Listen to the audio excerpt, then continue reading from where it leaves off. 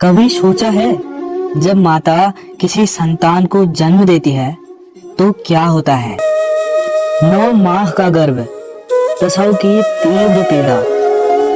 कहते हैं कि ये पीड़ा इतनी भयंकर होती है कि मानो जैसे संतान के जन्म के साथ माता को भी एक नया जन्म मिल जाता है और इस जन्म के साथ अंत होता है माता की पीड़ा का।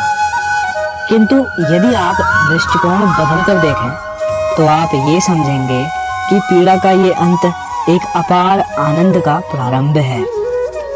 आरंभ संतान का और संतान माता पिता के लिए सुख का प्रारंभ है।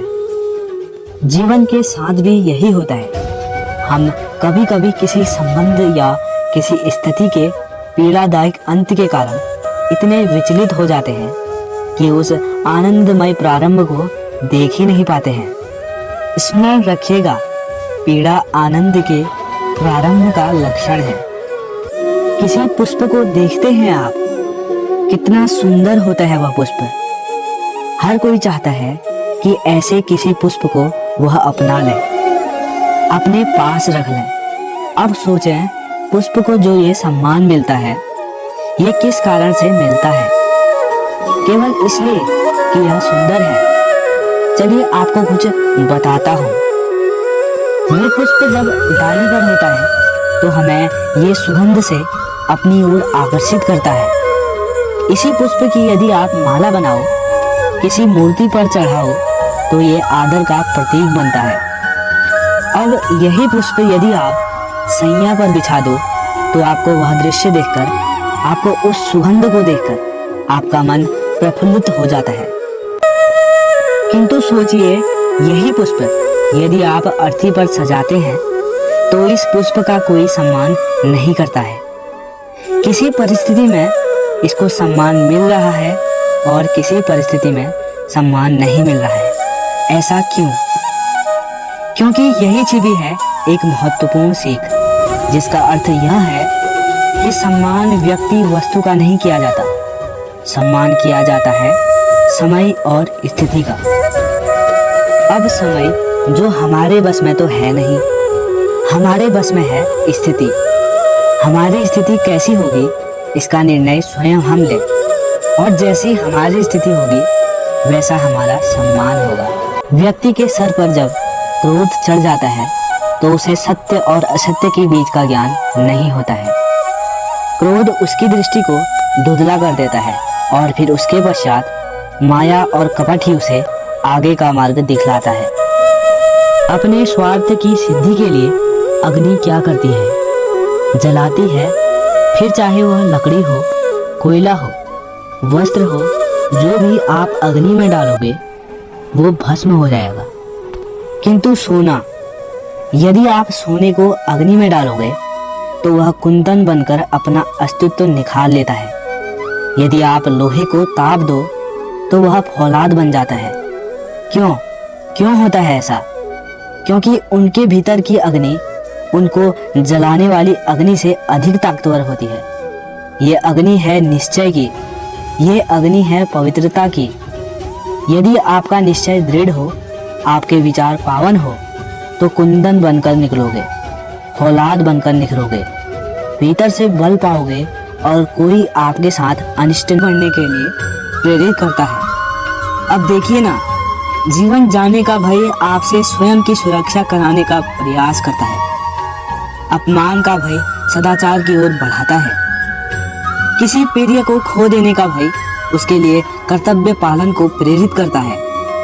किंतु ये भय बुरा तब हो जाता है जब आप इसे अपने ऊपर हावी होने देते हैं, जिसके लिए कुछ प्रयास नहीं कर पाते हैं। इसलिए यदि इस भय को उपयोग में लाना है तो आपको स्वयं इस भय के ऊपर हावी हो जाना है।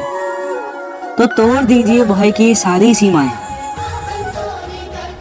अपनी आत्मा को छोड़कर किसी और के समक्ष सर मत झुकाइए और स्मरण रखिएगा, जब अंधकार से डरना छोड़ देंगे तभी दीपक बनकर प्रकाश दे पाओगे। प्रेम संसार का सबसे पवित्र बंधन है, पर सच पूछो तो ये बंधन से मुक्ति है, स्वतंत्रता है। नहीं समझे? समझाता हूँ। यदि कोई आपका प्रेम ठुकरा दे, यदि कोई आपका प्रेम समझ ही ना पाए, तो क्या होगा? कुछ उदास हो जाएंगे, कुछ छल करके प्रेम पाना चाहेंगे, तो कुछ बलपूर्वक प्रेम पर अधिकार करना चाहेंगे। किंतु यह आवश्यक नहीं है कि जिससे आप प्रेम करते हो उसे भी आपसे प्रेम होगा, क्योंकि प्रेम कोई वस्तु नहीं है, ना राज्य है और ना ही धन है जिसे आप बल से अपने वश में कर सकते हो। प्रेम वो शक्ति है जो आपके लिए हर बंधन तोड़ सकती है, किंतु स्वयं किसी बंधन में नहीं फंसती है। फिर जिसे भी आप प्रेम करते हो उसे स्वतंत्र छोड़ दीजिए, क्योंकि स्वतंत्र ही वह भाग है जो जीव को सबसे अधिक प्रिय है। प्रेम सच्चा होगा तो उसे अवश्य समझ में आएगा। तब तक के लिए निस्वार्थ भाव से प्रेम कीजिए। मनुष्य का स्वभाव है कमाना, संग्रह करना, फिर चाहे वह धन हो, नाते हो, संबंध हो या वो प्रसन्नता। परंतु क्या आपने कभी सोचा है नियति ने ये संग्रह करने की प्रवृत्ति मनुष्य में ही क्यों डाली? एक बीज से पौधा पनपता है, उसके भोजन से फल संग्रहित होता है। क्यों? इसलिए ताकि वृक्ष उसे स्वयं खा सके? नहीं, बल्कि इसलिए ताकि वो भूखे जीवों में बांट सके। अब आप पूछेंगे कि इसमें वृक्ष का क्या लाभ है? लाभ है, क्योंकि जो बांटता है वो मिटता नहीं। जो फल ये जीव खाते हैं वो उसके बीजों को वाता। इसलिए स्मरण रखिएगा, अमीर होने के लिए एक एक क्षण संग्रह करना पड़ता है, किंतु अमर बनने के लिए एक एक कण बांटना पड़ता है। सफलता कौन नहीं माना जाता है?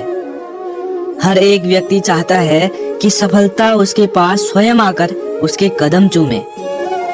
अब सफलता कदम केवल उनके चूमती है जिनके पांव धरातल पर होते हैं, जो स्वप्न की आशा में उड़ते नहीं हैं, जो यथार्थ के धरातल से जुड़े होते हैं, वो भी दृढ़ता के साथ। सफलता उनको नहीं मिलती जो घर पर बैठे बैठे स्वप्न देखते हैं।